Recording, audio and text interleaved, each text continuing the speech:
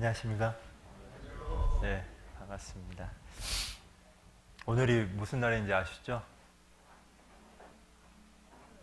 한글날이죠? 한글날이죠? 네, 원래 한글이 보급됐던 가장 큰 원인 중에 하나가 성경 때문에 그렇다라고 합니다. 우리 안에 기독교가 들어오고 성경이 보급되는 일로 말미암아 한글이 많은 사람들에게 익혀지는 그런 역할을 했다고 하는데요. 가끔 이런 생각 해봤거든요. 한글날 이제 오늘 그 얘기를 딱 듣고 정말 성경을 더 많이 읽어야 되겠다, 그런 생각을 좀 해봤습니다. 좌우 앞뒤로 우리 식구들한테 잠깐 인사할까요? 사랑합니다. 감사합니다.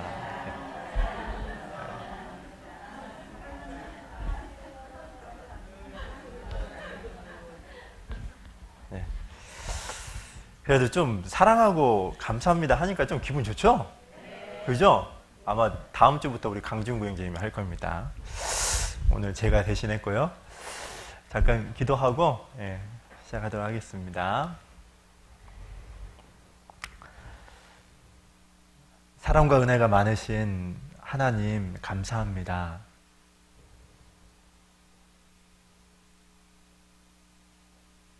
거짓되고 속된 것에, 썩어질 것에 마음이 빼앗긴 채 삶의 목적도 모르고 이리저리 방황하면서 살던 저희가 살아계시는 하나님의 측량할 수 없는 은혜로 말미암아 구속함을 받고 지금까지 저희들의 입술을 통해서 하나님을 찬양하고 또 하나님의 전능하신 말씀을 통해서 이 세상과 구별되어 살아갈 수 있도록 인도해 주신 것을 참 감사합니다. 오늘도 주의 날을 맞이하여서 우리 후포교회 믿음의 식구들 이렇게 한자리에 모이게 되었습니다. 하나님, 이 시간도 주 성령님께서 친히 부족한 입술을 통해서 합당한 말씀을 주시고 그 말씀으로 말미암아 이 어두운 세상에서 주님을 당당히 증거하며 살아갈 수 있도록 저희들을 늘 위로해 주시고 저희들에게 지혜를 덧입혀 주시기를 간절히 원합니다. 특별히 우리 식구들 중에 이곳에 참석지 못한 우리 가족들이 있습니다. 어떤 형편과 환경에 있든지 간에 함께 하시는 하나님, 그리고 구원받은 그리스도인들을 끊임없이 사랑하시는 그 하나님을 기억하고 어떤 환경에 처하든지 모든 것을 극복하고 다음에는 저희들과 함께 교제 나눌 수 있도록 도와주시기를 원합니다. 오늘 이 시간도 오로지 주 성령님께 모든 걸 의지합니다. 주님 함께 해주시옵소서. 저희를 언제나 사랑해 주시는 예수님 이름으로 감사하며 기도드렸습니다. 아멘. 네, 오늘은 창세기 28장을 잠깐 보겠습니다.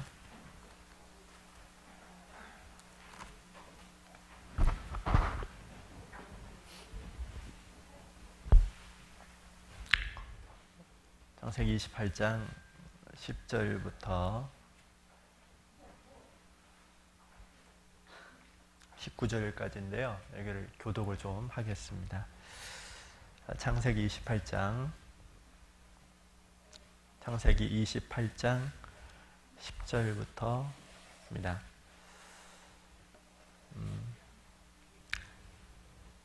제가 먼저 읽겠습니다. 28장 10절부터 19절입니다. 야곱이 브엘세바에서 떠나 하란으로 향하여 가더니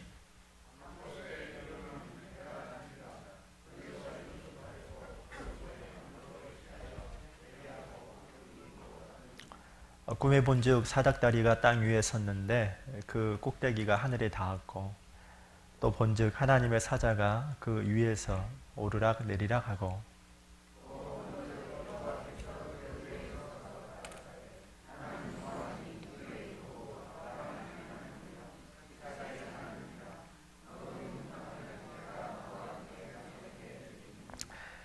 내 자손이 땅이 티끌같이 되어서 동서남북에 편만할지며 땅의 모든 족속이 너와 내 자손을 인하여 복을 얻으리라.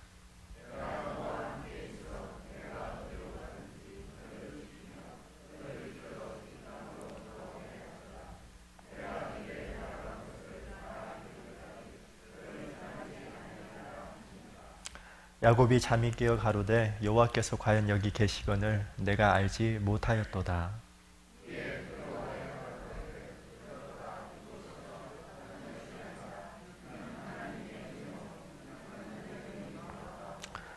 야곱이 아침에 일찍이 일어나 베게 하였던 돌을 가져 기둥으로 세우고 그 위에 기름을 붓고 그곳 이름을 베델이라 하였더라. 이 성의 본 이름은 루스더라. 네, 오늘은 야곱을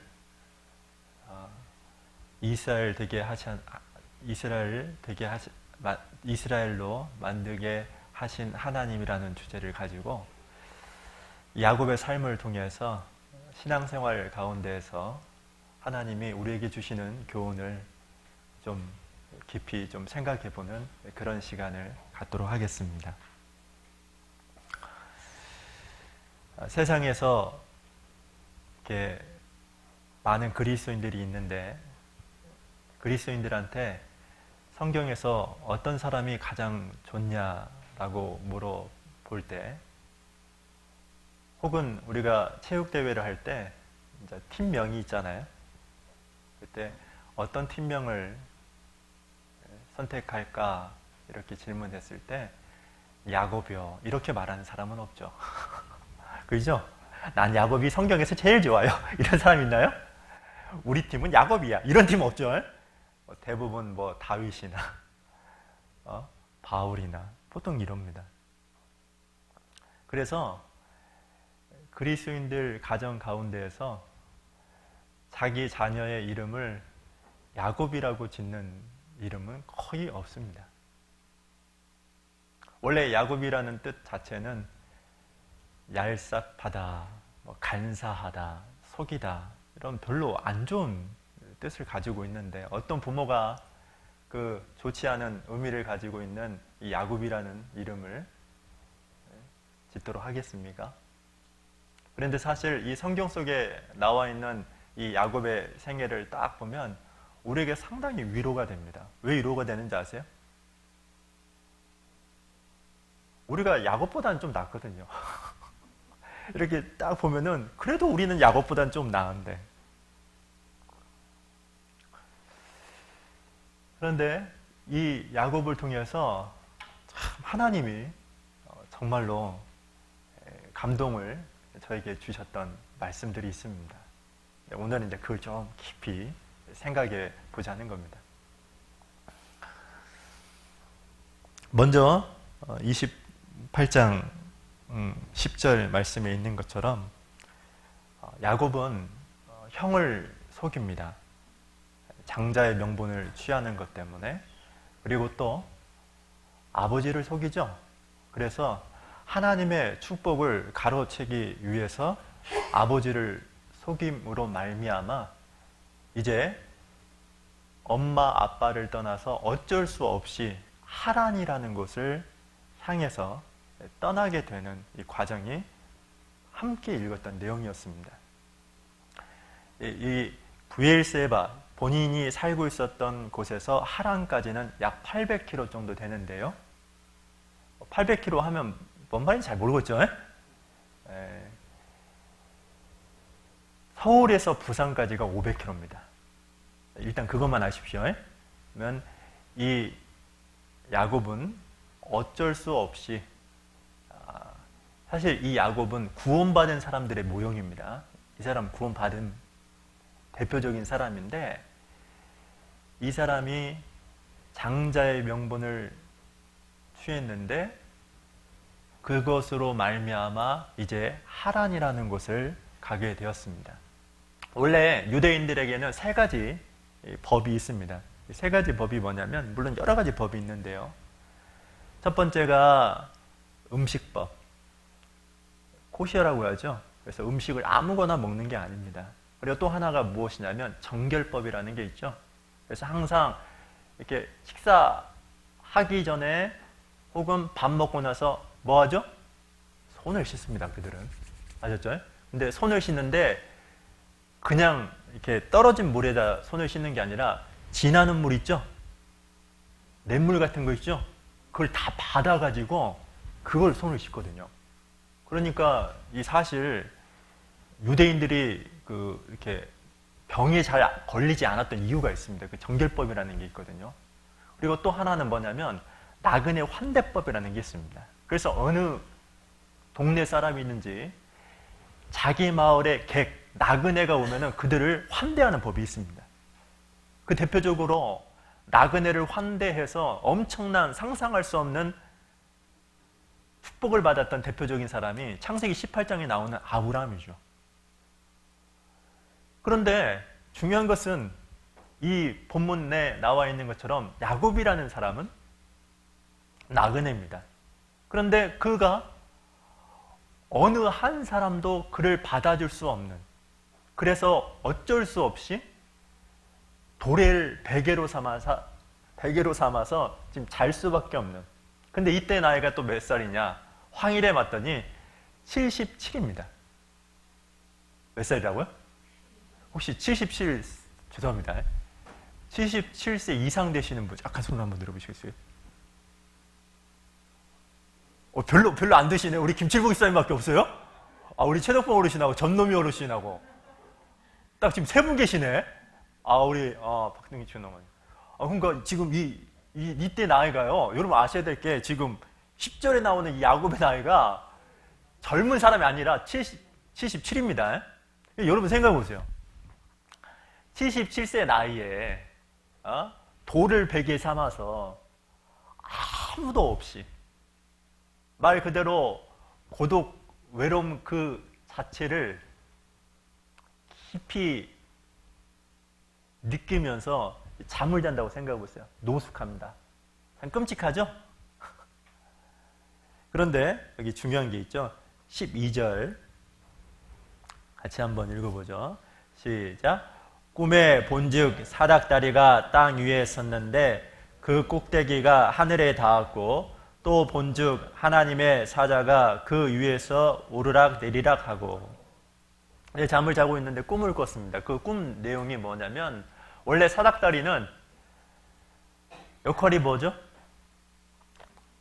높은 곳에, 땅에서 높은 곳으로 이렇게 닿게 하기 위해서 사닥다리가 있잖아요. 근데 이 본문에서 나와 있는 이 사닥다리는 땅에서 사닥다리가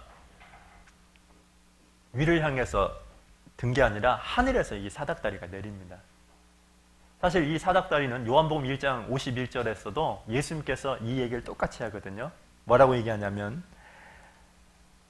진실로 진실로 내게 이르노니 하늘이 열리고 하나님의 사자들이 위에서 오르락 내리락 하는 것을 보리라 하시니라 라고 했는데, 이 사닥다리가 의미하는 것은 사실 예수 그리스도를 얘기합니다.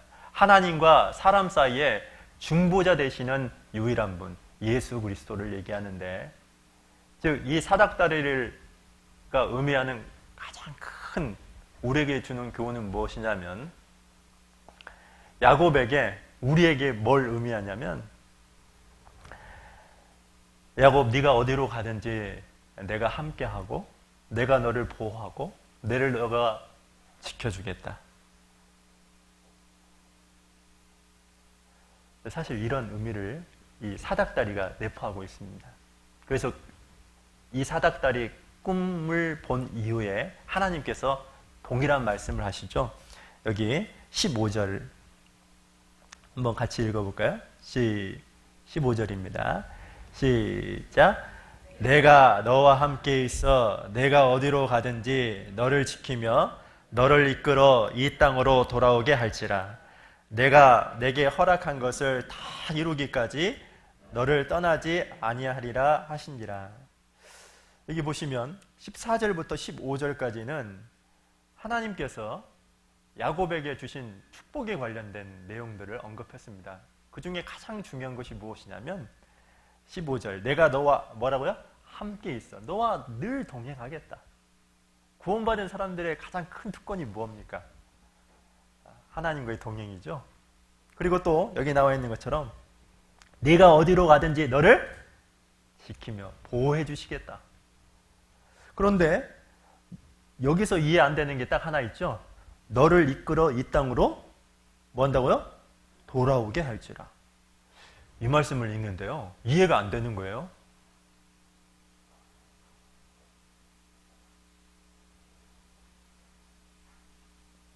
본인들은 다, 여기 계신 분들은 다 이해 가신 것 같아요. 저는 이해가 안 갔어요. 왜냐하면 생각해 보세요. 아니, 하나님이 이 땅에서도 나를 보호하시고 인도하실 수 있죠. 야곱을 그렇게 할 수 있잖아요. 그러면 이 땅에서 떠나지 않도록 하나님이 할 수 있을까요? 못할까요? 있겠죠. 왜 굳이 800km 떨어진 하란으로 가야 됩니까? 그냥 이곳에서 그냥 축복해 주시고 이곳에서 나를 보호해 주시고 동행해 주시면 참 좋겠죠. 근데 하나님이 뭐라고 얘기하냐면 너를 이끌어 이 땅으로 돌아오게 할지라. 떠나게 한다는 겁니다. 왜 굳이 이 땅에서 떠나서 하란으로 가게 할까요? 그게 궁금하더라고요. 근데 그 이유가 있죠. 바로 뒷부분. 내가 내게 허락한 것을 다 이루기까지 너를 떠나지 아니하리라. 이게 중요한 거죠. 그러니까 하나님이 왜 이 야곱을 굳이 브엘세바에서 떠나서 하란까지 가게 만든 가장 큰 이유가 여기 나와 있는 것처럼 내가 내게 허락한 것을 다 이루기까지입니다. 더 따라하겠습니다. 이 첫 번째 우리가 중요한 게 하나 있습니다. 하나님은 절 따랐습니다. 하나님은 구원받은 그리스도인에게 선한 뜻을 갖고 있더라. 선한 목적이 있습니다. 무슨 얘기냐면 사실 야곱을 그냥 이 브엘세바에서 자기 고향입니다. 이곳에서 하나님이 보호하고 동행하고 인도해도 되는데도 불구하고 이를 떠나게 했던 가장 큰 목적은 여기 나와 있는 것처럼 하나님의 선한 뜻이 있다는 거죠. 그게 어떤 뜻일까? 어떤 목적일까요?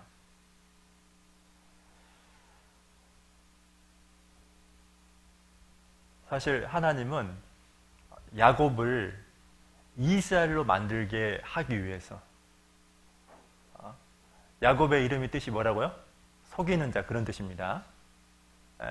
간사한 자, 이런 뜻인데, 그런 야곱이 실제 인격도 그랬는데 하나님이 아브라함에게 주신 가나안 땅을 소유한다고 생각해 보십시오. 격이 안 맞죠? 맞아요, 안 맞아요? 그래서 이를 유학 보내기 위해서 하란이라는 곳에 유학을 보내서 삼촌 나반이라는 분이 있어요. 아셨죠? 조교 역할을 해서 철저하게 이 야곱을 이스라엘로 만들게 하기 위해서 그를 떠나게 했던 겁니다. 사실 신앙은 한마디로 본문 말씀에 있는 것처럼 훈련입니다. 뭐라고요? 자, 여러분 생각해 보시죠. 시험이 어렵나요? 훈련이 어렵나요? 이거 잘 생각해 보시죠. 시험이 어렵나요? 훈련이 어렵나요? 훈련이 더 어렵습니다. 왜 그러냐면 제가 예전에 이런 일이 있었거든요. 제가 시험을 봤는데 수석을 했어요. 운전면허 시험. 원래 운전면허 시험은 몇 점만 넘어가면 돼요? 60점이죠. 제 때는 60점이었던 것 같은데. 그래서 60점 딱 넘으니까 그냥 자동적으로 따거든요. 근데 떨어질 수가 있더라. 그래가지고 막 열심히 공부했거든요. 그랬더니 딱 표를 보니까 96점, 황용선 1등 이렇게 딱 표가 나와 있더라고. 처음으로 1등 했어요. 뿌듯하더라고. 60점만 넘으면 되잖아요. 근데 이제 저는 96점을 맞은 거죠.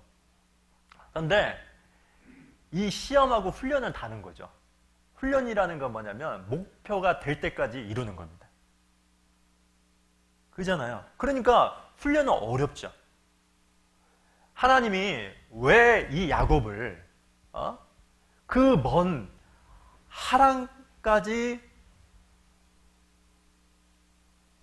야곱을 보내서 여기 나와 있는 것처럼 하나님이 야곱에게 허락하신 것을 이루기까지라고 했는데 왜 그를 그곳으로 가도록 만들었냐면 사실 야곱에게는 육신의 찌꺼기가 있었는데 그걸 제거하기 위해서 그렇습니다. 그래서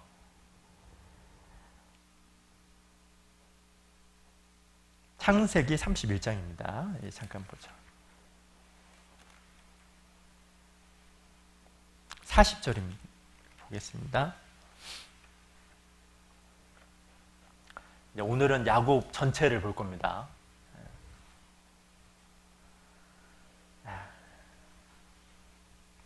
40절, 41절을 제가 읽어보겠습니다. 내가 이와 같이 낮에는 더위를 무릅쓰고 밤에는 추위를 당하며 눈 붙일 겨를도 없이 지내었나이다. 내가 외삼촌의 집에 거한 이 20년에 외삼촌의 두 딸을 위하여 14년, 외삼촌의 양떼를 위하여 6년을 외삼촌을 봉사하였거니와 외삼촌께서 내 품값을 10번이나 번역하셨으니 그랬습니다. 그러니까 자 보시죠. 하나님이 이제 하란이라는 곳에 이제 이 야곱을 사실 유학을 보낸 겁니다. 누구 밑에서 배우게 됐냐면 외삼촌 라반입니다. 한마디로 말해서 이 라반은 조교입니다. 근데 알고 봤더니 이 라반이 어떤 사람이냐. 뛰는 놈이 뭐 있다? 나는 놈 있죠?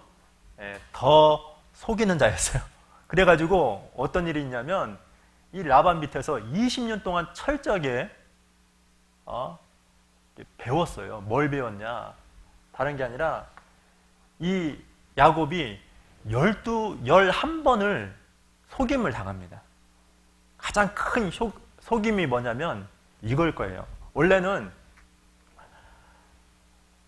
라헬하고 결혼하기로 했는데 저녁에 결혼을 했어요. 그러니까 안 보이잖아요. 그래서 당연히 이 라헬과 동침하고 나서 아침에 딱 일어나 보니까 라헬이 아니라 레아야. 한마디로 말하면 이런 겁니다. 원래는 콩쥐하고 결혼하기로 했는데 아침에 일어나 보니까 팥쥐야. 기가 막힌 거죠. 그잖아요. 근데 그것 때문에 14년 동안을 라반을 위해서 봉사를 합니다. 근데 이것도 이건데 6년 동안에 품삯을 10번이나 속이거든요. 야, 내가 200만 원 줄게. 내 밑에서 좀 배워라. 그러는데 100만 원 줘. 왜 100만 원밖에 안 줍니까? 따지고 그러는데 걱정하지 마. 내가 다음에는 150만 원 줄게. 근데 또 80만 원 줘. 열 받죠? 그죠? 이것을요 20년 동안 이 라반 밑에서 이 삼촌입니다. 다른 사람도 아니고 훈련을 받습니다. 자, 여기서 이 야곱이 뭘 깨달았을까요?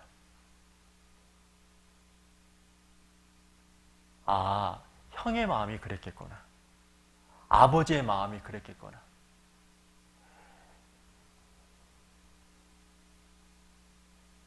남을 속이는 것이 어떻다라는 것을 뼈저하게 느꼈겠죠. 그래 안 그래요? 당연하죠. 본인도 형을 속였고 아버지를 속였어요. 그래서 장제의 명분을 뺏었는데 그것 자체가 하나님 보실 때는 합당치는 않았습니다. 사실 하나님이 왜 이 라반 삼촌에게 하란 그 먼 곳까지 보냈냐면 다른 게 아니라 야곱에게 있어서 하나님 보실 때 가장 안 좋은 게 하나 있었는데 그것이 무엇입니까? 이름처럼 속이는 겁니다. 그래서 그 속이는 것이 얼마나 하나님 앞에서 합당치 않은 것인지, 그리고 남을 속이는 것이 얼마나 마음에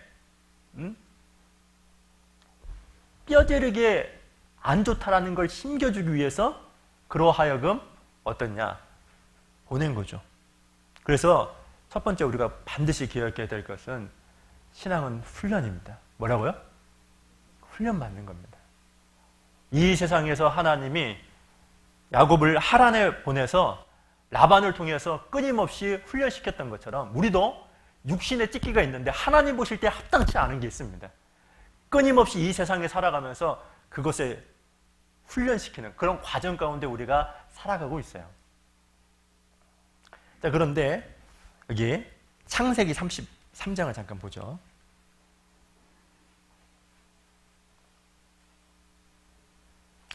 (33장) 17절입니다.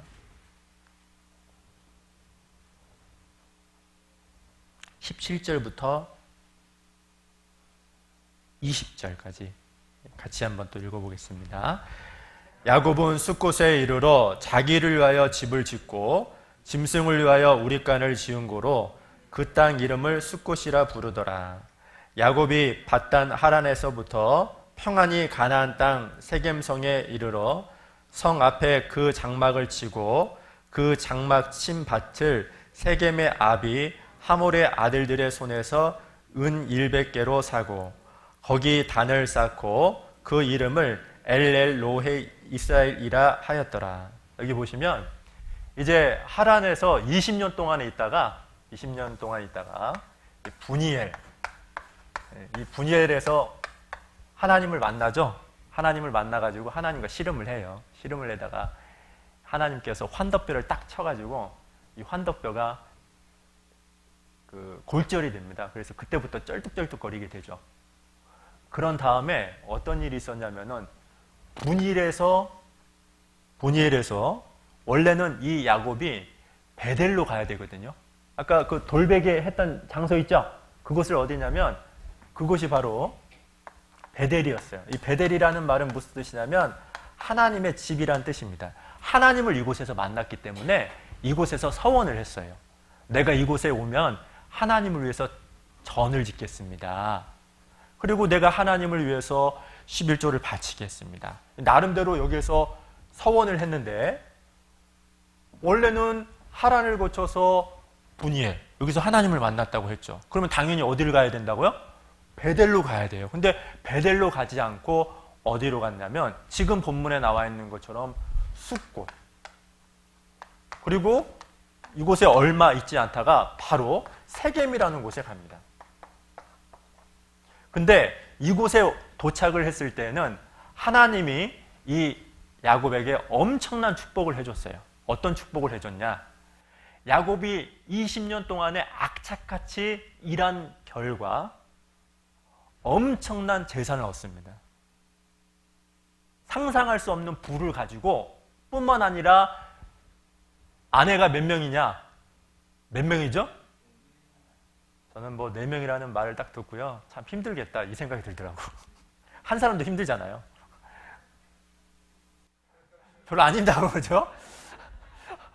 한 사람도 힘들잖아요. 이렇게 살기가 참 맞추기가 힘들잖아요. 근데 아무튼 간에 4명이나 아내를 거느리고 또 자식이 12명입니다. 남자만. 딸이 하나 있는데 13명을 이끌고 그동안 본인이 원했던 거, 본인이 정말로 붙잡고 싶었던 많은 것들을 가지고 돌아왔어요. 돌아오면 하나님이 축복해 준 그 엄청난 것을 가지고 당연히 베델로 가야 돼요. 근데 어디 갔냐? 이곳에 옵니다. 자, 이곳에 왔는데 여기 보세요. 여기 17절에 야곱은 숫곳에 이르러 뭐라고 했죠? 자기를 위하여. 이게 중요합니다. 그러니까 지금 이 상황에서도 야곱은 하나님 중심이 아니라 누구 중심이죠? 자기 중심이라는 거예요. 말은 내가 하나님 앞에서 서원도 하고, 아셨죠? 하나님이 엄청난 축복을 여기서 받았어요. 철저하게 훈련도 받았어요. 뿐만 아니라 하나님도 만났습니다. 그리고 자기가 나는 이제는 굴복됐다라고 그런 경험도 해요. 그런데 막상 베델이 아니라 숫곳에 왔는데 목적이 뭐냐? 자기를 위하여 집을 지었대요. 더 기가 막힌 게 있어요. 자, 18절입니다. 야곱이 밧단 하란에서부터 평안히 가나안 땅 세겜성에 이르러 성 앞에 그 장막을 치고 그 장막 친 밭을 세겜의 아비 하물의 아들들의 손에서 은 100개로 뭐라고 했죠? 산다는 말이 뭐죠? 돈을 주고 그 땅을 샀습니다. 그게 무슨 뜻입니까? 안 가겠다는 겁니다. 그러니까 베델로 안 가고 어디 살겠다? 세겜에 정착하겠다. 눌러 있겠다는 거예요. 그래서 사실 여기서 몇 년 동안 있냐? 10년 동안 있어요. 그러니까 원래는 베델로 가야 돼요. 그걸 본인이 얘기를 했어요. 그런데 여기 거하죠. 거한 이유가 뭐죠? 자기를 위하여. 누굴 위하여? 하나님과 관련이 없어요. 하나님한테 상상할 수 없는 축복은 받았는데 말은 내가 하나님을 위해서 살겠다라는 고백을 해요. 그런데 실제로 삶을 보니까 뭐냐? 하나님과 관계없는 겁니다. 그것도 10년 동안. 그래서 어떤 일이 벌어지냐면, 자, 여기 보세요. 자기 외동딸 디나가 있습니다. 근데 이 디나가 강간을 당합니다. 엄청난 일이죠. 그리고 나서 34장 25절.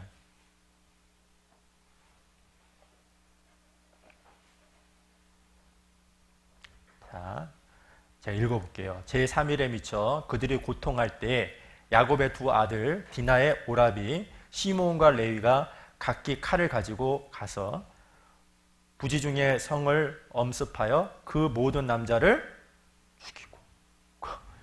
이게요, 자기 딸 외동딸이 강간을 당해서 큰 욕을 보이는 엄청난 일을 경험한 것만 아니라 이 디나의 오라비 시몬과 레이가 레겜성에 있는 모든 남자를 다 죽입니다. 엄청난 사륙욕이 벌어진 거죠. 그런데 그 소식을 접하고 나서, 자, 30절 이거 한번 읽어보죠. 30절입니다. 34장 30절 같이 읽겠습니다. 야곱이 시므온과 레위에게 이르되 너희가 내게 화를 끼쳐 나로 이 땅 사람 곧 가나안 족속과 브리스 족속에게로 냄새를 내게 하였도다. 나는 수가 적은즉 그들이 모여 나를 치고 나를 죽이리니 그리하면 나와 내 집이 멸망하리라. 여기 보시면 30절에 나라는 말이 몇 번 써져 있는지 아십니까? 7번 나와요. 그러니까 지금 이 세겜이라는 곳에서 시므온과 레위, 야곱의 두 아들이 모든 사람들을 다 죽이는 엄청난 살인극을 벌였는데, 이곳에서 야곱이 염려했던 것은 뭐냐? 뭐죠? 자기 자신이었어요. 여러분, 이 말이 있잖아요. 하나를 보면 열을 한다는 말이 있죠. 그죠? 그러니까 이 한마디를 딱 보면은 야곱의 신앙 상태가 어떻다라는 것이 딱 드러나는 겁니다. 오로지 관심은 누구밖에 없냐? 자기 자신밖에, 나밖에 없었던 거예요. 나. 그래서 7번이나 써져 있는 겁니다. 그래서 이제 우리가 이제 신앙이 이런 게 있거든요. 고린도전서 13장에 나와 있는 것처럼 사도 바울이 이런 말을 했죠. 내가 어렸을 때는 말하는 것이 어린아이와 같고 생각하는 것이 어린아이와 같고 깨닫는 것이 어린아이와 같았다. 그러나 장성한 후에는 어린아이의 일을 뭐 했다고요? 버렸다 그랬죠. 그래서 어린아이의 특징이 있어요. 신앙이 어리면 항상 누구만 생각하죠? 이기적이요. 자기만 생각해요. 나예요. 온통 납니다. 그리고 어린아이의 특징이 또 뭐냐면 항상 감정적이에요. 그래서 어떤 특징이 있냐면 기복이 심합니다. 주위 환경에 의해서 항상 왔다 갔다 해요. 신앙이 어린 사람의 특징입니다. 항상 자기만 생각하고 뭐라고요? 감정적이에요. 근데 장성한 사람이 됐다는 게 뭐죠? 나가 아니라 누굴 생각하죠? 우리를 생각합니다. 교회를 먼저 생각해요. 교회를. 그리고 감정적이 아니라 하나님의 뜻을 먼저 물어봐요. 하나님의 뜻이 뭘까? 그런데 지금 야곱은 어떤 상태냐? 하나님이 있나요? 지금 이 30절 말씀에 하나님이 있습니까? 없어요. 여러분, 만약에 야곱이 신앙이 깨어있는 사람이라고 한다면 당연히 이렇게 물어봐야 돼요. 하나님, 제가 도대체 뭘 잘못했습니까? 뭘 잘못했기에 이런 엄청난 일이 나에게 벌어진 겁니까? 이렇게 얘기해야 되겠죠. 그죠? 당연한 거죠. 그런데도 불구하고 지금 본인은 자기만 생각한다는 거예요. 하나님의 뜻을 물어본 게 아닙니다. 자기가 뭘 잘못했는지 하나님한테 철저하게 물어보고 내가 잘못했다고 회개를 하고 자백해야 되는데 그런 게 없어요. 오로지 관심은 뭐냐? 나야. 내가 어떤 피해를 당할까? 오로지 관심이 거기만 있는 거예요.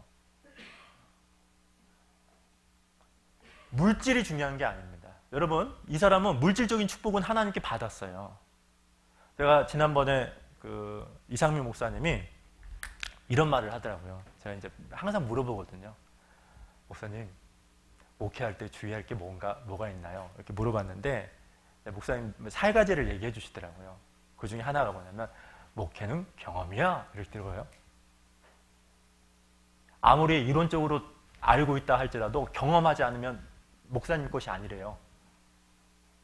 그래서 경험이 참 중요합니다. 이렇게 그 얘기를 하시더라고요. 근데 제가 그 얘기 듣고 신앙도 마찬가지입니다. 신앙은 이론이 아닙니다. 실제 경험입니다. 아무리 백날 많은 것을 듣다 할지라도 그것이 삶 가운데 실제로 내가 실천하지 않으면 자기 것이 절대 안 되거든요. 아무 자기와 상관이 없습니다. 아는 건 많아. 아는 것이 많으면 그게 무슨 의미가 있어요? 행하는 데 더 중요하잖아요. 그래서 하나님도 사실 이 야곱도 마찬가지입니다. 물질적인 축복은 엄청 받았는데 실제로 야곱의 인식체계, 이 머리에는 오로지 관심이 누구밖에 없다고요? 난 거예요. 그래서 30절 말씀을 한 겁니다. 나로 죽이게 하는도다.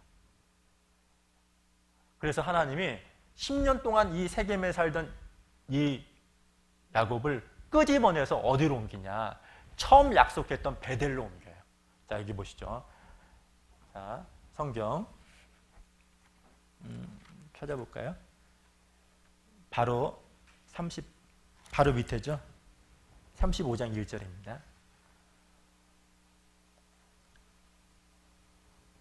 35장 1절 여기 제가 읽어볼게요. 하나님이 야곱에게 이르시되 일어나 어디로 올라가라? 베델로 올라가서 그랬죠. 그래서 어쩔 수 없이 세겜에 있던 그를 하나님이 베델로 딱 옮기게 됩니다. 근데 여러분 왜 베델로 갔는가? 베델은 이름의 뜻이 하나님의 집입니다.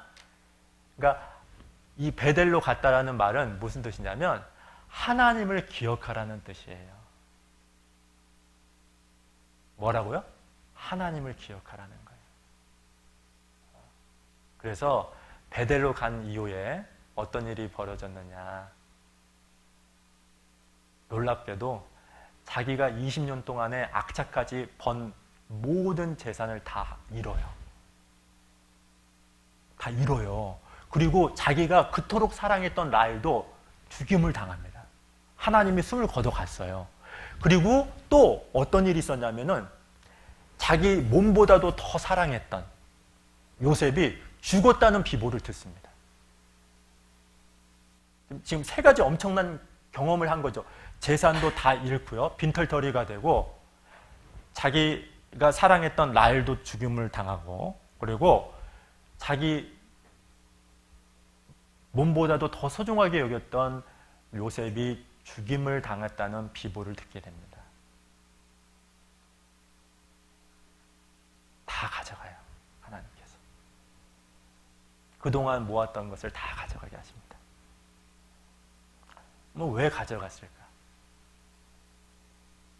여러분 생각해 보시죠. 왜 하나님이 주셨습니다. 근데 주셨는데 그걸 다시 다 가져갔어요. 왜 가져갔죠? 누굴 생각하도록 하기 위해서 그런 거죠? 하나님입니다. 하나님을 각인시키기 위해서 인생의 목적이 어디에 있는가 그걸 각인시켜주기 위해서 그것도 다 가져가셨어요. 그래서 그가 130살이 됐을 때 성경 창세기 47장입니다.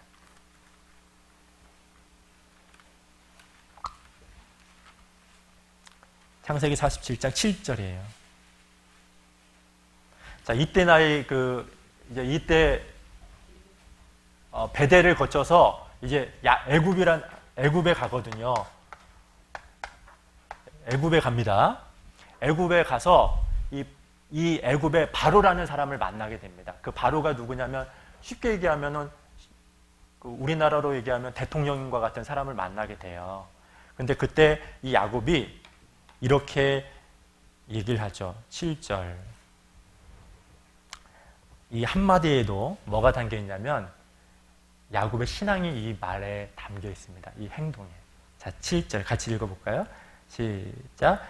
요셉이 자기 아비 야곱을 인도하여 바로 앞에 서게 하니 야곱이 바로에게 축복하며. 여러분, 제가요 야곱이 바로에게 축복하며 하고 그 옆에다가 물음표를 쳤어요. 이 말이 이해가 안 가요. 여러분 생각해 보세요. 지금 이제 이 야곱은 식객입니다. 한마디로 말해서 애굽에 왔어요. 애굽에 왜 왔죠? 먹을 걸 구하러 온 겁니다. 근데 먹을 걸 구하러 식객으로 왔어요. 근데 앞에 누가 있냐면 바로입니다. 신과 같은 존재거든요. 한마디로 말하면 지금 시대로 말하면 미국 대통령과 같은 사람이에요. 그 사람 앞에 딱 서서 보자마자 한 행동이 뭐냐면 야곱이 누굴 축복하죠? 바로를 축복해요. 그러니까 바로가 야곱을 축복하는 게 당연하죠. 근데 오히려 이 야곱이 바로를 축복합니다. 그러니까 이 바로가 너무나 어이가 없었나 봐요. 그러니까 물어보죠. 자, 여기 바로 다음 8절. 바로가 야곱에게 묻되 내 연세가 얼마냐? 야, 너 도대체 나이가 몇이냐? 물어본 거죠. 그죠? 그런데 그때 9절 이렇게 얘기를 합니다. 자, 같이 읽어보겠습니다. 야곱이 바로에게 고하되 내 나그네 길의 세월이 130년이니이다. 나의 연세가 얼마 못 되니 우리 조상의 나그네 길의 세월에 미치지 못하나 험악한 세월을 보내었나이다 하고. 그러니까 130년 나이지만 내가 그 기간 동안에 뭘 보냈다? 험악한 세월을 보냈습니다. 그리고 나서 10절 여기도 한번 같이 읽어보죠. 시작. 야곱이 바로에게 축복하고 그 앞에서 나오니라. 여기서 이 축복이라는 말은 무슨 뜻이냐면, 자 보십시오. 7절과 10절에 있는 것처럼 바로를 볼 때도 축복하고 나올 때도 축복했죠. 그죠? 그럼 이 축복이 뭘까요? 여기 중요한 의미가 담겨 있습니다. 이게 사실요, 이 행동과 이 말에는 이 야곱의 신앙이 얼마나 성장했다는 것이 나타납니다. 사실 물질적 축복을 얘기하는 거 아니에요. 왜냐하면 일단 자기도 가난하잖아요. 빈털터리죠. 식객이죠. 본인이 험악한 세월을 통해서 하나님을 알게 됐는데 그 하나님의 이름을 걸고 이를 축복을 한 겁니다. 그래서 여기 보세요. 일단 여기 잡아놓고, 자, 전도서 3장인데요. 제가 읽어볼게요. 오늘 본문과 관련되어 있는데, 전도서 3장을 제가 읽어보겠습니다. 험악한 세월을 한마디로 말하면 이겁니다. 험악한 세월이 이건데 제가 읽어볼게요. 날 때가 있고 2절부터입니다. 날 때가 있고 죽일 때가 있으며 심을 때가 있고 심은 것을 뽑을 때가 있으며 죽일 때가 있고 치료시킬 때가 있으며 헐 때가 있고 세울 때가 있으며 울 때가 있고 웃을 때가 있으며 슬퍼할 때가 있고 춤출 때가 있으며 돌을 던져버릴 때가 있고 돌을 거둘 때가 있으며 않을 때가 있고 않는 일을 멀리할 때가 있으며 찾을 때가 있고 이룰 때가 있으며 지킬 때가 있고 버릴 때가 있으며 찢을 때가 있고 꿰맬 때가 있으며 잠잠할 때가 있고 말할 때가 있으며 사랑할 때가 있고 뭐가 있다? 미워할 때가 있으며 천정할 때가 있고 평화할 때가 있느니라. 이게 우리가 이 세상에서 겪는 험악한 세월이죠. 근데 야곱만 겪는 게 아니죠. 그래서 사실은 이 야곱이 지금 이 본문 말씀에 있는 것처럼 험악한 세월을 통해서 깨달은 게 딱 하나 있었습니다. 그게 뭐냐면 많은 재산도 받았죠. 그죠? 부인도 많았고 그리고 자식도 많았어요. 근데 하나님이 그걸 다 걷어가니까 비로소 진정한 참된 행복이 무엇이라는 것을 이 야곱이 깨닫게 된 겁니다. 물질이 아니라 뭐다? 하나님 자신이구나. 그러니까 초점이 자기 그리고 물질이었던 그가 험악한 세월을 통해서 누구에게로 지금 이동하고 있죠? 하나님에게 이동하고 있어요. 그래서 여기 보시면 그 창세기 46장입니다. 여기 보시죠. 처음으로 이 야곱을 하나님이 이스라엘이라고 말을 해요. 46장 21절입니다. 자, 여기 보세요. 원래 야곱의 이름이 뭐였죠? 야곱이죠? 그죠? 근데 여기 분이엘에서 하나님이 사실은 이스라엘이라고 바꿨어요. 근데 이때 이름을 바꿔주고 나서 이스라엘이라는 뜻이 무슨 뜻이냐면 하나님과 겨루어 이겼다 그런 뜻이거든요. 근데 그때 이름을 이스라엘로 쓴 게 아닙니다. 그때부터 계속 이스라엘이라고 쓰지를 않아요. 그런데 여기서 이스라엘이라는 말을 씁니다. 자, 여기 보십시오. 45장 28절에 이스라엘이라는 말이 나오고 46장 1절부터 자 4절까지 여기 같이 한번 읽어보죠. 시작. 이스라엘이 모든 소유를 이끌고 발행하여 브엘세바에 이르러 그 아비 이삭의 하나님께 희생을 드리니 밤에 하나님이 이상 중에 이스라엘에게 나타나시고 불러 가라스되 야곱아 야곱아 하시는지라. 야곱이 가로되 내가 여기 있나이다 하매 하나님이 가라스되 나는 하나님이라. 내 아비의 하나님이니 애굽으로 내려가기를 두려워 말라. 내가 거기서 너로 큰 민족을 이루게 하리라. 내가 너와 함께 애굽으로 내려가겠고 청령 너를 인도하여 다시 올라올 것이며 요셉이 그 손으로 내 눈을 감기리라 하셨더라. 자, 이 46장 1절부터 4절 내용은 이런 겁니다. 여러분 생각해 보십시오. 드디어 자기가 죽었다라고 생각했던 요셉이 살았다라는 얘기를 아들을 통해서 들었어요. 13년 후에. 그리고 그 요셉이라는 아들이 애굽에서 최고의 권력자가 됐다는 걸 알았어요. 자, 그러면 지금 이 야곱은 그냥 내려가도 되죠. 애굽으로 그냥 내려가도 되죠. 당연한 거예요. 살았잖아요. 그리고 더 놀라운 것은 이 애굽의 총리 대신 최고의 권력자가 됐으니까 당연히 가도 아무 말이 없어요. 그런데 이 야곱이 어떠냐면은 지금 여기에 야곱의 이름을 뭐라고 했죠? 이스라엘이라는 이름이 적혀 있습니다. 처음으로. 자, 그런데 이 야곱이 하나님 앞에서 제사를 드려요. 제사를 드리는데 제사 드리고 나서 하나님이 나타났는데 갑자기 이런 말을 하죠. 아까 본문에 보시면 자 보세요. 30절 중반부에 보면 애굽으로 내려가기를 뭐라고요? 뭐라고 했죠? 두려워 말라. 왜 두려워 말라고 했죠? 두려움이 있었던 겁니다. 뭐가 있었다고요? 여러분, 두려움이 없었으면 하나님이 두려워 말라라고 말했겠어요? 말 당연히 안 하죠. 당연하죠. 그런데 지금 이 야곱에게는 두려움이 하나가 있었던 겁니다. 어떤 두려움일까? 지금 본문에 답이 나왔어요. 과연 가나안을 떠나서 애굽으로 가는 것이 하나님의 뜻일까? 이게 중요해요. 그것에 대한 두려움이 있었던 겁니다. 그러니까 자 보십시오. 처음에는 항상 자기 중심이었죠. 그죠? 그런 그가 이제 누구에게 지금 초점이 바뀌고 있죠? 하나님에게 바뀌었어요. 험악한 세월을 통해서. 그래서 이름을 야곱이 아니라 이스라엘로 이름을 바꾸게 했던 것이고, 당연히 이 요셉을 가장 사랑했습니다. 이 야곱이. 야곱에게 있어서 최고는 뭐였냐면 요셉 그 자체였어요. 근데 요셉을 만나는 것보다도 더 중요한 게 또 뭐죠? 갑자기 바뀌어요. 하나님의 뜻이 더 중요한 거예요. 그러니까 두려움이 있었던 겁니다. 그래서 하나님께 물어봤던 거예요. 근데 그 하나님이 뭐라고 하냐면 두려워 말라. 애굽으로 내려가라 그럽니다. 자, 여기 두 번째 우리가 배워야 될 중요한 게 있죠. 저를 따라서 합니다. 신앙은 자기 중심에서 하나님 중심으로 이동하는 것이다.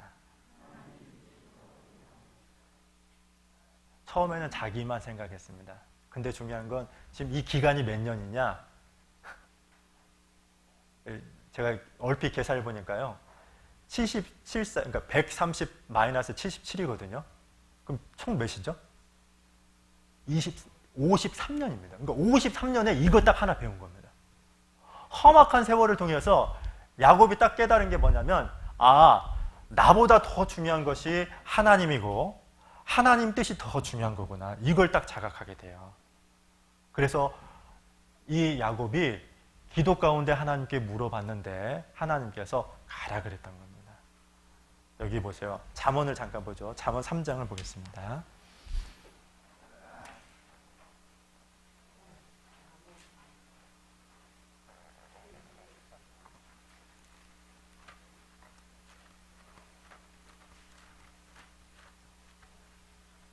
잠언 3장 5절 6절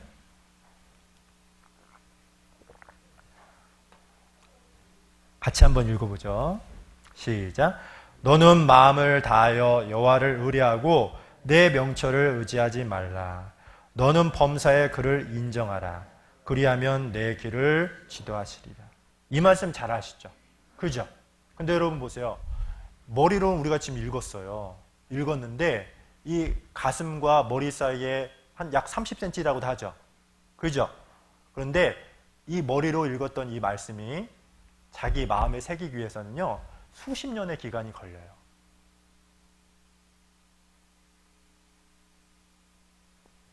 여러분, 야곱이 어떤 사람이었습니까? 야곱 생각하면은 참 우리가 위로를 받는다고 했죠?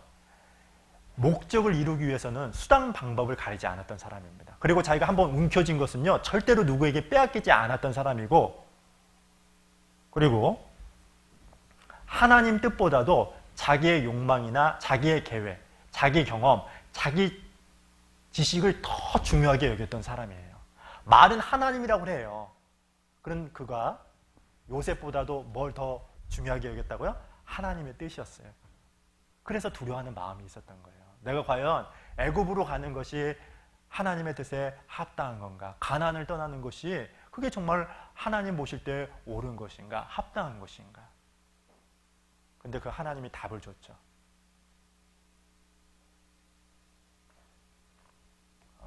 그래서 신앙이라는 것은 무엇이냐면 처음에는 자기 중심입니다. 마치 하나님을요, 어떻게 생각하냐면 도깨비 방망이처럼 여겨요. 힘들고 어려울 때 하나님 한 번만 도와주세요. 그러다가도 험악한 세월을 통해서 깨닫게 되는 게 있습니다. 뭘 깨닫게 되냐면 내가 갖고 있는 물질, 건강, 재산 이런 것이 중요한 게 아니라 진정으로 가장 중요한 것은 나에게 있어서 참된 행복은 바로 하나님 그 자신이구나. 그 하나님의 뜻이 가장 중요하구나. 이것을 험악한 세월을 통해서 깨닫게 하는 겁니다. 그것을 배워나가게 하는 거예요. 신앙생활이라는 게. 자, 그리고 또 세 번째 중요한 교훈이 또 하나 있는데요. 창세기 49장. 좀 이해가 안 되는 말씀을 또 합니다.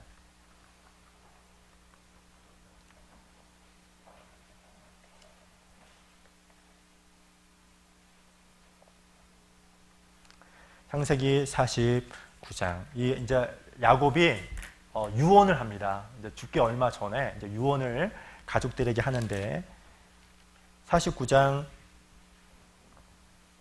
24절을 제가 읽어보겠습니다. 요셉에게 한 얘기인데요. 먼저 22절. 요셉은 무성한 가지라. 가지 곧 샘 곁에 무성한 가지라. 그 가지가 담을 넘었도다. 그리고 26절 같이 읽어보죠. 시작. 내 아비의 축복이 부요조의 축복보다 나아서 영원한 산이 한 없음 같이 이 축복이 요셉의 머리로 돌아오며 그 형제 중 뛰어난 자의 정수리로 돌아오리로다.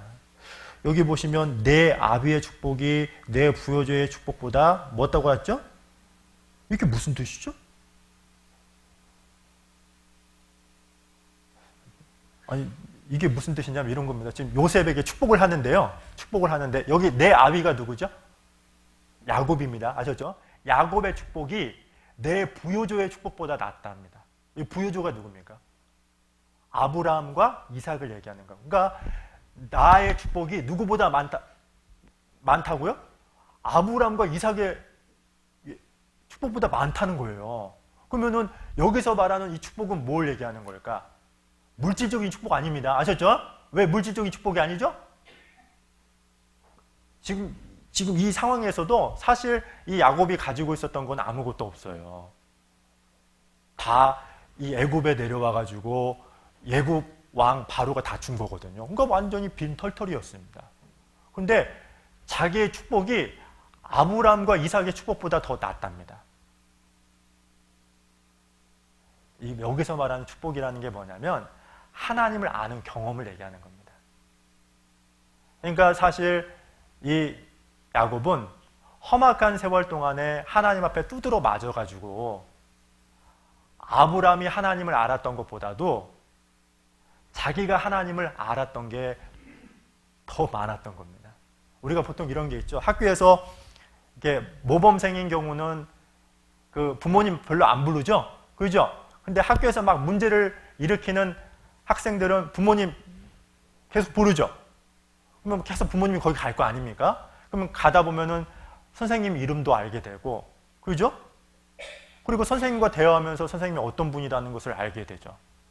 그런 것처럼 이 야곱도 문제를 일으키는 험악한 세월 가운데에서 아브라함이 하나님을 경험한 것보다도 본인이 하나님으로부터 매를 맞아서 하나님이 어떤 분이라는 걸 더 알게 됐다는 거예요. 좀 그 말입니다. 이 뜻이. 그래서 여기 보세요. 자, 성경 여기 하나 보죠. 전도서 3장을 보죠.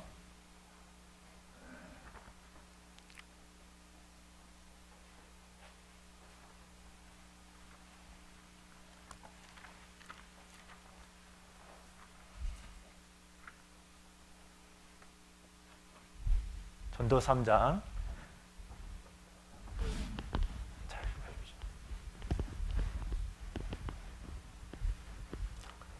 그러니까 이런 겁니다. 전도 3장 1절을 제가 읽기 전에요. 제가 쉽게 이 도표를 그리면 얘기를 해줄게요. 그러니까 이 야곱은 험악한 세월을 보냈습니다. 창세기 3장 2절부터 8절에 나와 있는 인간이 겪는 여러 가지 경험을 다 경험해요. 그런데 중요한 것은 이 험악한 세월을 통해서 이 당시에는 이해가 되지 않았는데 나중에는 이해를 하게 됐어요. 무엇을 이해하게 됐냐면 이게 사실 하나님의 축복이구나. 이걸 경험하게 된 겁니다. 여러분 생각해 보십시오. 우리가요, 이걸 당할 때에는 이 험악한 세월을 겪고 있는 과정에는요, 이런 생각이 들 수 있어요. 어떤 생각이 들 수 있냐면 하나님이 정말 살아 계십니까? 하나님이 정말 나를 사랑하고 있는 겁니까? 이렇게 생각할 수 있겠죠. 그렇죠? 당연하죠. 내가 지금 이런 상황 가운데 있는데. 근데 야곱은 인생 말년이 돼서야 비로소 뭐가 보였냐면 험악한 세월을 통해서 뭐가 보였죠? 그것이 축복이었다는 걸 알게 된 겁니다. 이 모든 것이. 원래는 이 과정 가운데 있었을 때는 자기만 생각했던 그가 이것을 경험하고 나서 누굴 더 소중하게 여기죠? 참된 행복이 하나님이고 하나님의 뜻이 더 중요하다는 것을 깨닫게 된 겁니다. 이게 중요한 거예요. 자, 그런데 여기 보세요. 3장, 전도서 3장 1절 같이 읽겠습니다. 시작. 천하의 범사에 기한이 있고 모든 목적이 이룰 때가 있나니.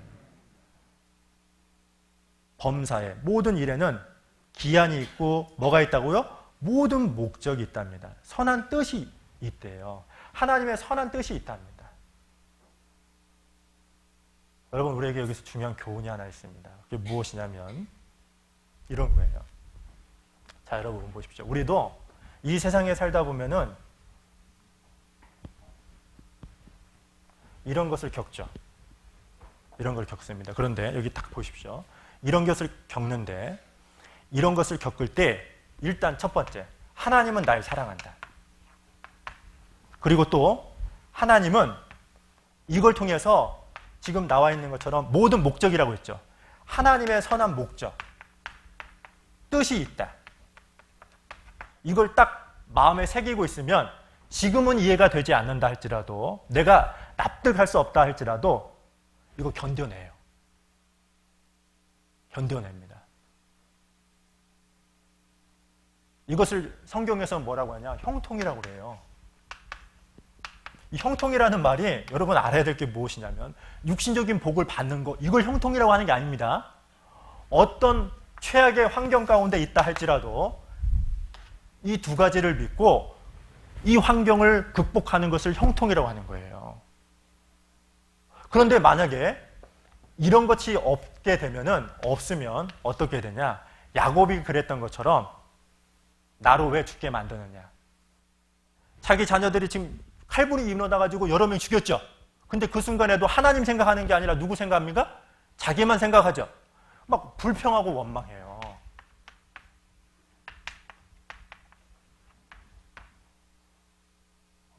우리도 마찬가지예요. 그래서 항상 어떤 환경에 최악의 상황에 내가 놓였다 할지라도 우리가 기억해야 될 것 두 가지는 붙들고 있어야 돼요. 첫 번째는 하나님은 날 분명히 사랑하신다. 하나님은 사랑이라 그랬죠. 그리고 또 하나님은 모든 목적, 어떤 선한 뜻이 있다. 나는 지금 이해는 못하지만 그러면 기다릴 수 있어요. 기다릴 수 있습니다. 이걸 모르면 자기가 앞서갑니다. 세상적인 방법과 수단으로 해보려고 해요. 그리고 불평합니다. 하나님 어떻게 그럴 수가 있습니까? 그런데 여러분, 모든 범사에 기한이 있다 그랬죠. 끝은 있어요. 그리고 또 그 중에 더 중요한 것은 모든 목적이 이룰 때가 있다. 하나님의 선한 목적과 뜻이 있다는 걸 기억하면 버틸 수는 있어요. 이해는 못 가지만. 그런데 여기 보십시오. 또 다른, 자, 3장 11절입니다.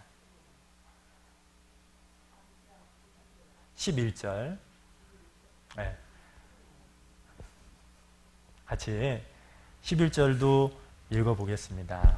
같이 읽죠. 시작. 하나님이 모든 것을 지으시되 때를 따라 아름답게 하셨고 또 사람에게 영혼을 사모하는 마음을 주셨느니라. 그러나 하나님의 하시는 일의 시종을 사람으로 측량할 수 없게 하셨도다. 여기 보니까 때를 따라 아름답게 하셨고 그랬죠. 여기 아름답게라는 말이 beautiful이라는 말이 아닙니다. 여기 오해하면 안 되는데 원래 이 뜻이 뭐냐면 적절하게, 그런 뜻이에요. 때를 따라 적절하게 적정한 곳에 하나님이 두셨다는 겁니다.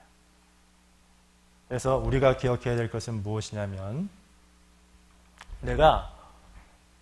하나님은 그리스도인들을 잘못된 위치에 잘못된 곳에 놓는 게 없어요. 하나님은 여기 말씀에 있는 것처럼 때를 따라 어디예요? 이 원래 아름답게라는 말이 적정한 곳에, 그런 뜻입니다. 적정한 때에, 이런 뜻인데, 그래서 내가 만나는 여러 가지 사람이나 여러 가지 사건은 하나님께서 적정한 사람 그리고 적절한 이 사건을 나에게 경험하게 했다는 뜻입니다. 그럼 왜 그런 것들을 경험하게 했을까? 그 이유가 바로 여기 후반부에 있죠. 우리가 이제 여기 하나님이 모든 것을 지으시되 때를 따라 아름답게 하셨고 그랬죠? 그래서 아름답다라는 말이 적정하게 적정한 곳에 두셨다는 말인데 예전에 이런 일이 있었거든요.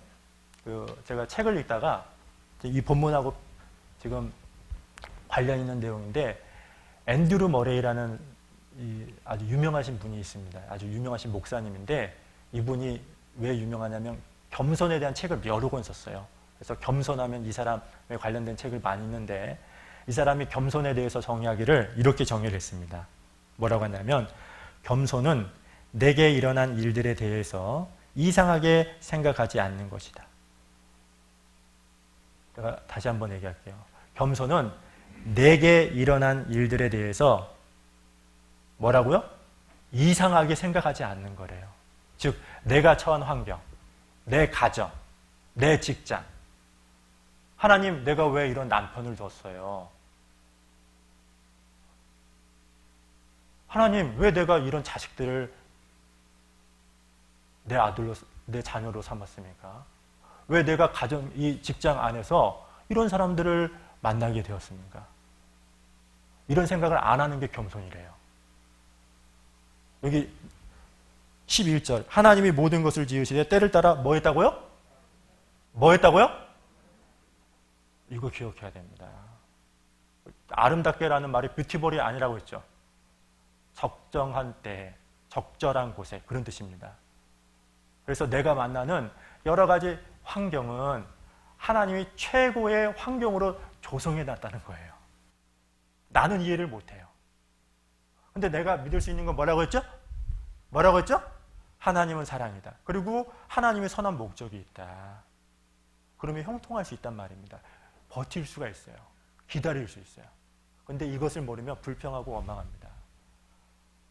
그러면 왜 하나님이 험악한 세월을 허락했을까? 또 다른 이유가 있어요. 가장 큰 목적입니다. 여기 보십시오. 자, 11절 하나님이 모든 것을 지으시되 때를 따라 아름답게 하셨고 같이 한번 읽어보죠. 시작. 또 사람에게 영혼을 사모하는 마음을 주셨느니라. 이게 됐습니다. 뭘 줬다고요? 영혼을 사모하는 마음을 주셨대요. 여러분 생각해 보시죠. 지금 2절부터 4절까지, 8절까지 보면 인생 가운데 일어나는 14가지 일을 기록한 거예요. 우리가 이 세상 살아가면서 2절부터 8절 다 경험하거든요. 경험합니다. 그런데 이 14가지 이런 현상들은 영원히 남는 걸까요? 영원히 남는 걸까요? 아니에요. 이런 거 영원히 남지 않고 사라지게 되어 있어요. 여러분 지금 건강하죠? 중요한 것은 언젠가는 이 건강도 사라지게 되어 있어요. 지금 교회당 이렇게 세워졌죠? 그죠? 계속 세워져 있을까요? 언젠가는 헐 때가 있겠죠? 그죠? 여기 지금 고추 심었죠? 심었었죠? 자랐죠? 저 언젠가는 뿌리 뽑혀질 거예요. 오늘인가 뽑힐지도 모르겠어요. 언젠가는 저거 뽑혀져요. 그죠?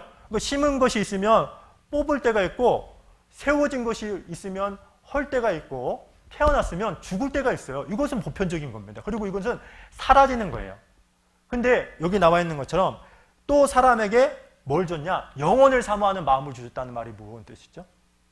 인간 사이에 있는 14가지를 통해서 끊임없이 이 반복을 통해서 우리에게 하나님이 이 세상에 마음을 두지 않고 어디에 마음을 두라고요? 영혼을 사모하는 마음, 영혼에 대해서 생각하도록 하기 위해서 이 14가지 현상을 일으키게 했다는 겁니다. 야곱이 그랬어요. 처음에는 이 야곱이요, 초창기 때 신앙은 자기만 생각하고 물질만 생각했던 그가 험악한 세월을 통해서 이제 자기에서 누구로 옮긴다고요? 하나님으로 옮긴다고 했죠. 그리고 또 다른 것이 뭐냐면 영원한 것에 집중하게 된 겁니다. 제가 이야기했는지 모르겠습니다. 예전에 이런 일이 있었다고 하죠. 그 장발장 혹시 아세요? 장발장 아시죠? 네. 끝날 시간이 다 됐다는 거죠. 그 장발장에 관련된 영화로 만든 게 레미 제라블. 보셨나 보죠? 정말 봐야 될 꼭 영화인 것 같아요. 정말 재밌게 저도 그 뮤지컬이죠. 봤는데 막 눈물을 펑펑 흘리면서 봤던 것 같아요. 처음부터 끝까지 거의 눈물을 흘렸는데, 근데 그 내용에 보면은 그 루이 16세 때 이 왕이 그 프랑스 혁명이 일어난 내용을 중심으로 해서 만든 영화거든요. 근데 그때 이런 일이 있었다고 합니다. 어떤 일이 있었냐면은 그 루이 16세가 혁명군에 의해서 처형을 당합니다. 왕이었는데 쿠데타가 일으켜가지고 그 쿠데타 혁명군에 의해서 이제 죽임을 당하거든요. 근데 그때 어떤 일이 있었냐면은 이 왕을 끝까지 보호했던 사람들이 있습니다. 원래 이 왕에게 수비대가 있었는데 이 수비대는 혁명군에 의해서 그냥 다 도망가요. 혁명군이 야 너희들 항복 안 하면 죽인다. 지금 도망가라. 그랬더니 이 수비대는 다 도망을 갔어요. 그래 도망가자. 도망가거든요. 근데 끝까지 이 루이 16세를 지켰던 220명의 군인들이 있었어요. 끝까지 남는 겁니다. 그래서 혁명군이 이래요. 야 너희들 수비대도 다 도망갔는데 야, 너희들 우리하고 싸워봤자 게임도 안 돼. 너 그러다가 죽는다. 그러니까 가. 그런데도 안 가요. 그리고 싸우다가 정렬하게 다 전사를 합니다. 근데 왜 전사한 줄 아세요? 알고 봤더니 그들의 이 그 옷 주머니에 편지가 하나 있었습니다. 그 편지가 뭐냐면 이런 거예요. 우리가 만일 이 자리에서 도망을 가버리면 우리 후손들은 영원히 이런 직업을 가질 수 없다.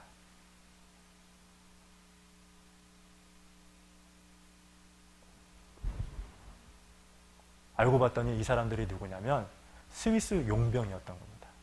누구라고요? 스위스 사람이었어요. 그러니까 프랑스 사람 수비대도 다 도망갔는데 알고 봤더니 이 사람들은 스위스 용병이었던 겁니다. 근데 그 용병인 스위스 사람들이 도망가지 않았던 가장 큰 이유는 우리가 지금 도망을 가버리면 이런 직업을 우리 후손들은 가질 수가 없다. 그래서 싸우다가 적나라하게 전사를 했답니다. 그래서 우리가 지금도 신용하면은 딱 떠오르는 나라가 스위스죠. 그죠? 모든 은행을 대부분 중요한 돈을 스위스에다 맡기잖아요. 그리고 또 로마 교황청에 그 군인들이 있거든요. 그 군인들이 누구냐면 로마 이탈리아 사람이 아니라요. 스위스 사람을 용병으로 삼아서 그 일을 지금도 하고 있답니다. 자 보십시오. 이 용병들은 지금 누굴 생각했죠? 자기를 생각한 게 아니라 자신의 후손들 그리고 영원히 생각했죠. 그죠? 그죠? 자기를 생각한 게 아닙니다. 하나님도 마찬가지입니다. 하나님이 험악한 세월 동안에 줬다가 빼앗기도 하고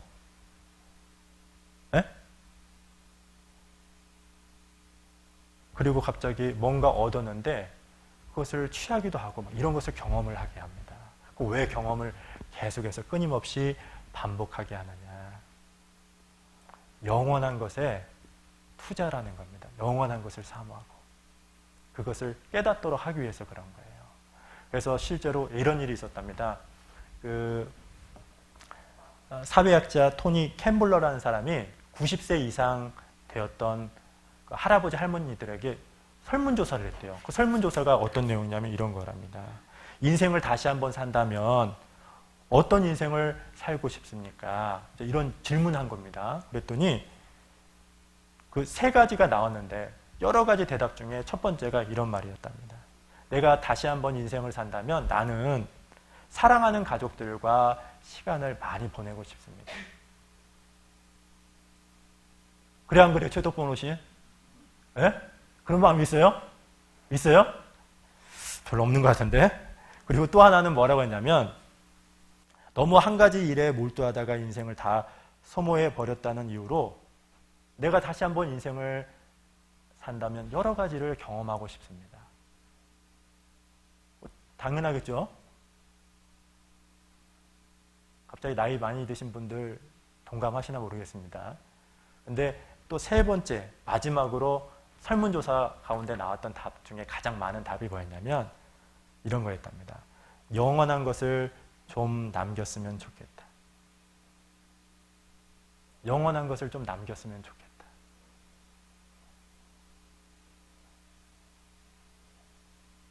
제가 가끔씩 이제 오차드 병원을 가잖아요. 갈 때가 많죠. 제가 아마 개인적으로는 제가 제일 많이 갈 겁니다. 근데 오차드 병원을 갈 때마다 느끼는 게 하나 있어요. 딱 두 가지 느끼거든요. 나도 언젠간 저 사람처럼 되겠다. 그거 딱 하나 느끼고요. 두 번째로 느끼는 것은 무엇이냐면 영원히 남는 것을 위해서 내 인생을 투자해야 되겠다. 건강할 때. 이거 두 가지 느낍니다. 하나님도 마찬가지입니다. 험악한 세월을 통해서 야곱이 깨달은 것은 하나님이 많은 것을 줄 때도 있었고 빼앗을 때가 있었죠. 야곱은 험악한 세월을 통해서 이 현세에 집중했던 것이 아니라 영원한 것을 남길 것, 영원한 세상을 생각했던 거예요. 그래서 여기 마지막으로 고린도전서 15장을 잠깐 보죠. 성경에 보면은 영원한 것이 세 가지가 있어요. 영원한 것이 세 가지가 무엇이냐면 예수 그리스도는 어제나 오늘이나 영원토록 동일하시느니라. 예수님을 얘기하고 하나님이죠. 그리고 또 하나는 영원한 것 중에 하나가 복음이고 또 하나는 요한일서를 먼저 보죠. 요한일서 2장을 먼저 보고요. 2장 17절. 자, 요한복음 2장, 요한일서 2장 17절. 자, 2장 17절. 같이 한번 읽어보죠. 시작. 이 세상도 그 정욕도 지나가되 오직 하나님의 뜻을 행하는 이는 영원히 거하느니라. 영원히 거하는 것 중에 첫 번째는 예수님, 그 다음에는 복음이고 그 다음에 세 번째는 하나님의 뜻을 행하는 이라고 했죠. 그죠? 영원히 거한답니다. 여러분 생각해 보세요. 예전에 제가 고등학교 때요. 처음으로 그때 주식이 나왔나 봐요. 그래서 제 친구가요. 갑자기 옷이 바뀌었어요. 그래서 갑자기 저한테 야, 너 왜 옷이 바뀌었니? 제가 질문했거든요. 근데 우리 아버지가 주식을 해가지고 떼돈 벌었다? 그래요. 떼돈이 얼마인가 봤더니 한 200만 원 벌었답니다. 그 당시에 사실 큰 돈이었거든요. 그래가지고 아버지가 나에게 이 옷을 사줬어. 자랑을 했던 게 지금도 기억납니다. 그때 처음으로 주식이라는 말을 제가 처음 들었는데요. 여러분 생각해 보십시오. 만약에 내가 100원을 투자했는데 이게 10,000원이 되고 10만 원이 된다. 그럼 투자합니까? 안 합니까? 투자하죠. 30배, 60배, 100배의 결실을 맺는다면 당연히 투자하게 되어 있습니다. 여러분, 왜 우리가 이 세상에서 여러 가지 축복을 얻으면서 이렇게 살고 있는 거죠? 영원한 것을 남기기 위해서 네가 갖고 있는 모든 것을 투자하도록 하기 위해서 하나님이 사실 이 모든 것을 허락한 겁니다. 그래서 고린도전서 15장 여기 보세요. 15장 58절.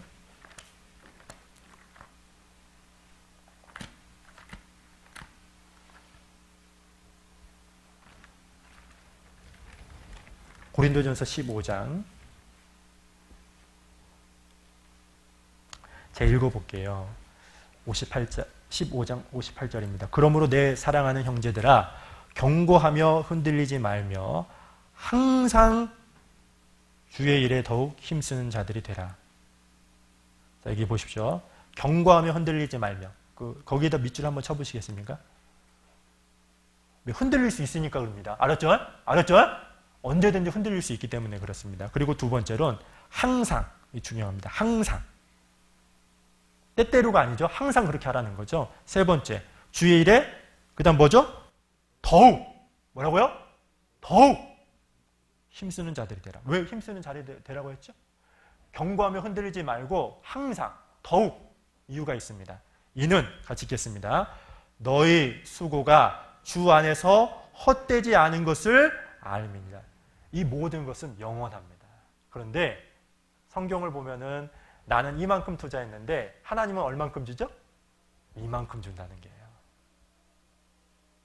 그래서 세 번째, 저 따라서 합니다. 신앙은 영원한 것을 바라보며 영원히 남길 것에 자신의 인생을 투자하는 것이다.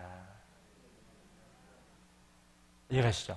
오늘 이제 그래서 세 가지 배웠죠. 첫 번째는 뭐냐면, 신앙은 훈련하는 것이구나. 뭐라고요? 훈련입니다. 그래서 여러분 알아야 될 게 있어요. 제가 예전에 그 영어 강사할 때 학생들한테 써먹었던 게 있어요. 왜냐면 영어도 훈련이거든요. 그래가지고 뭐라고 했냐면, 영어 공부는 단계다 그랬습니다. 제가. 그때 뭐냐면 1단계가 있고 2단계가 있고 3단계가 있는데 1단계를 못 넘어가면 절대 2단계가 될 수가 없다. 그리고 2단계를 지나야 그 다음 몇 단계죠? 3단계다. 사실 훈련이거든요. 마찬가지로 신앙도 훈련입니다. 그래서요, 1단계를 이걸 통과 안 하면 신앙이 잘할 수가 없어요. 그래서 항상 구원받은 연수가 오래돼도 자기만 생각하고 감정적이라는 말은 이것을 통과하지 못했기 때문에 그래요. 왜? 신앙은 훈련이거든요. 시험이 아닙니다. 그리고 두 번째, 신앙은 그 다음에 뭐라고 했죠?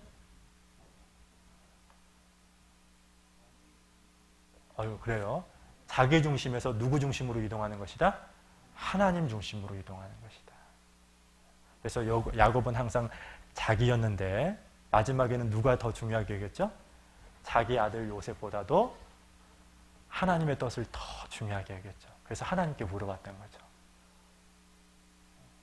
그리고 세 번째는 이 현세가 아니라 뭘 바라본다고요? 내세, 영원한 것을 바라보고 영원히 남겨질 것을 위해서 자신의 인생을 투자하는 것. 사실 우리는 그것을 배워가는 거예요. 이 세상에서.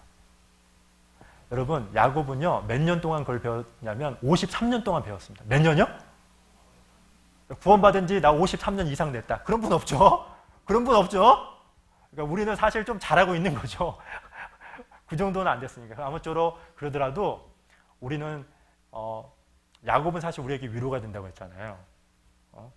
이런 나쁜 놈도 구원받고 이렇게 살아가다가 이렇게 변화돼서 하나님을 찬미했다면 우리도 가능성이 있다라는 겁니다. 그래서 사실 야곱을 통해서 우리 스스로 그렇지, 나는 야곱보다는 좀 낫지. 야곱도 그랬다면 나도 가능성은 있어. 그래서 야곱이 말년이 좋았어요. 실제로. 그랬던 것처럼 우리도 정말 훈련받아서 우리의 형상이 변화되고 정말 나가 아니라 우리 교회를 먼저 생각하고 자기 일터, 자기 가정, 자기가 아니라 항상 하나님이 기뻐하는 게 뭘까? 그렇게 훈련받는 저희들이 되었으면 참 좋겠습니다. 그리고 또 하나, 이 현세에서 잘 먹고 잘 사는 것을 간증하는 게 아니라 영원히 남겨질 것을 위해서 정말 간증하고 그것을 위해서 자신의 인생을 투자하고 그런 저희들이 되었으면 참 좋겠습니다. 그것을 우리는 야곱을 통해서 오늘 하나님이 귀한 메시지를 전해주셨습니다. 잠깐 기도하고 마치도록 하겠습니다.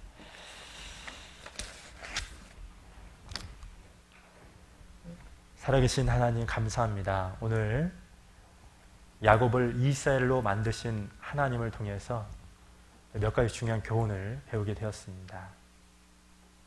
긴 세월 동안의 험악한 사건을 통해서